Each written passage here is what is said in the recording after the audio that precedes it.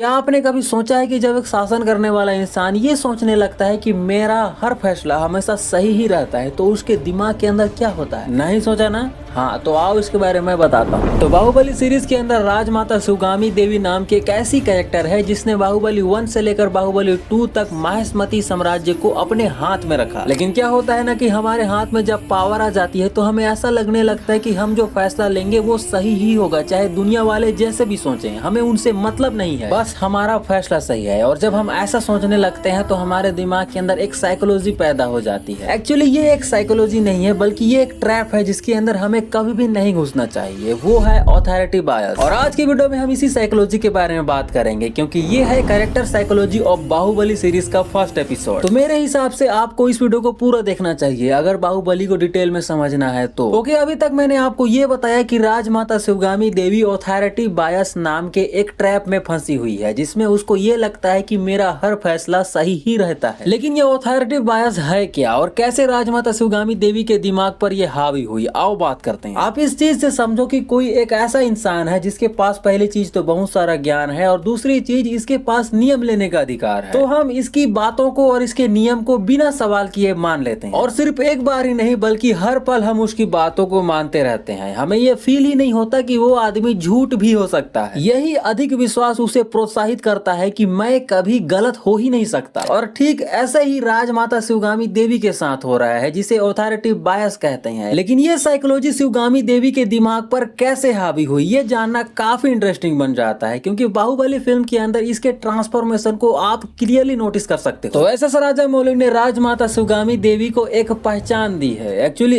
एक नहीं बल्कि दो पहचान दी है, पहला वचन और दूसरा शासन।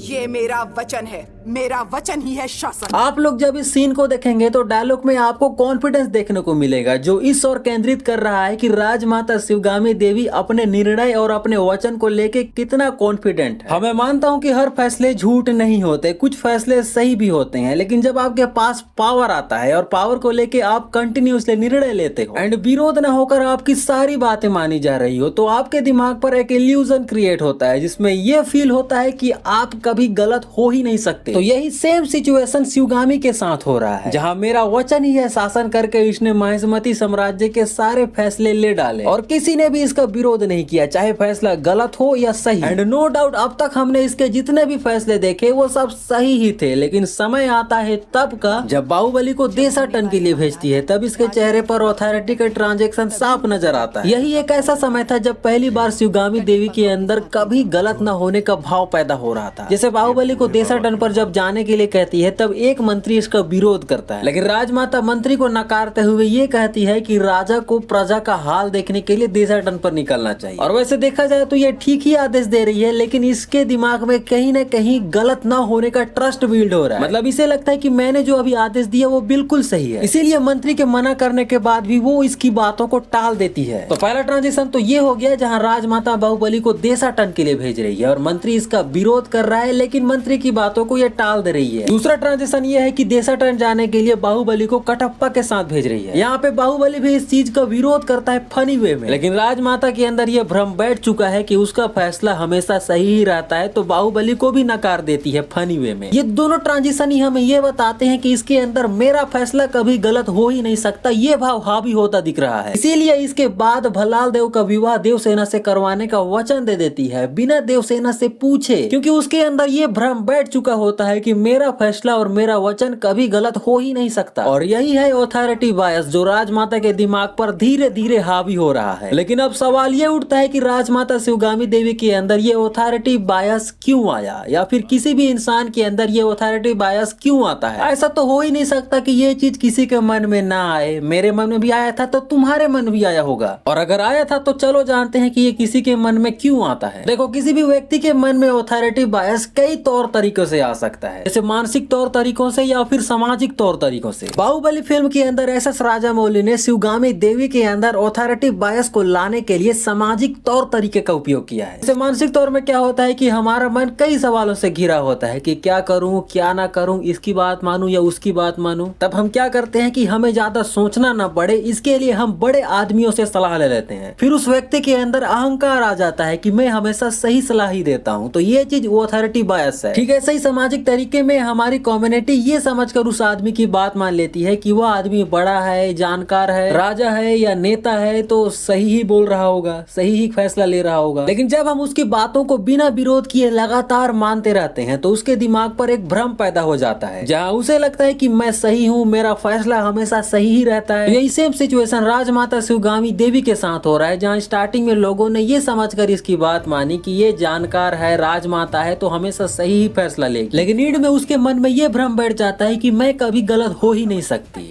और उसके अनुरूप ये निर्णय ले रही है। यही है ऑथोरिटी बायस। और अगर इस एपिसोड से हम कुछ सीखना चाहें तो सीख सकते हैं कि हम कभी भी अपने मन में ऑथोरिटी बायस को हावी होने न दें। इसके लिए ये कर सकते हैं कि हम चाहे कोई भी पद में हो, चाहे राजा हो, मंत्री हो, नेता हो, हम हर समय अपने फैसले के प्रति फीडबैक लें, चाहे फीडबैक गलत मिले या सही मिले। तो आई होप आपको ये वीडियो पसंद आई होगी और बाहुबली यानी मैं ये फैसला लेता हूँ कि बाहुबली सीरीज के हर एपिसोड में तुम्हें कुछ न कुछ लाइफ लेसन सिखा के जाऊंगा।